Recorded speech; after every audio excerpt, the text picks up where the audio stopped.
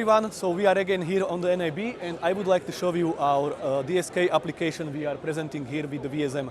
So as you can see here, this is my virtual presentation of the DSK app where we have all the controls like the PGM bus, preview bus, with all the controls like the transition time for the transition of the mixer, or for example also for the keyer.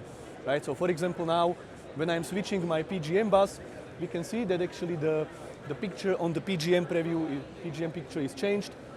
And for example, when I use my mixer, you can see also the transition which is configured at the moment to 1 second. Okay, but I can also change it easily here on this virtual panel. So now it's 10 seconds, which is too much, but when I basically click the mix, you can see the slow fade transition which is there. Of course, the tally is very important in this scenario because we need to transfer all the tally information to the multiviewer, right? We know which source, which signals are basically now in the PGM. So you can see the feedback of the tally is on the panel, but also on the multiviewer, always properly displayed. The same with the key, for example. We can enable or disable the key, and we can make all the configurations for the key parameters here, like the linear, the type of the key, which can be linear, Luma or self key, and all of this basic information parameters can be adapted based on your needs. So this is the DSK. I hope you like it, and see you later. In this example, I would like to show you the color control we have here implemented in the VSM Studio. So because we have all the controls from the home inside the VSM, we can basically change all the color controls easily here using these parameters here, these controls. And you can see also on the picture how everything is immediately changed. And what's very important, we are not limited only to the software panel. We can use the controls also on these hardware panels, right? So we have these encoders. So basically you can see that when we're changing that, it's also changed, reflected of course on the software panel, and the same on the screen. Okay?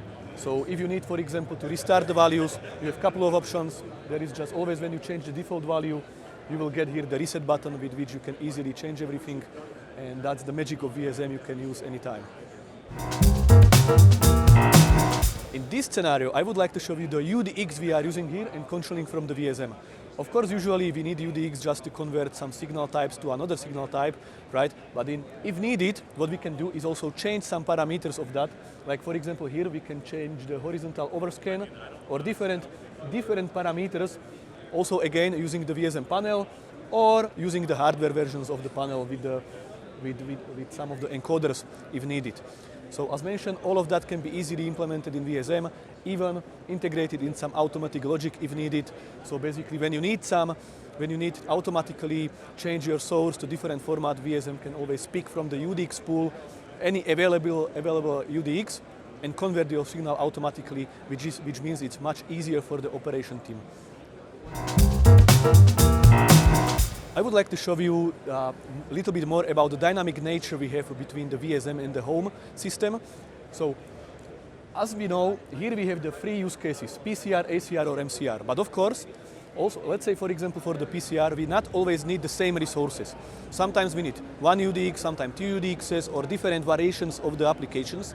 That's why we have in the system administration section, where here on the panel in the VSM, we can easily define which applications, which apps we need for today, basically. So, for example, now I have my color control, UDX, and the DSK. That's why when I spin up my application, I will get these three applications automatically spin up. I would like to show you how we can now basically dynamically stop the application. So let's say we have now here the production is running, and when I go now to the admin section, I can disable my color control. Of course, during the live, it's not something you want to do. So when I click on there, basically my color control is disabled, and also on the screen we can see that actually the application is down because we stopped that. All the credits are adapted, and everything basically is changed, and the credits can be used for different application.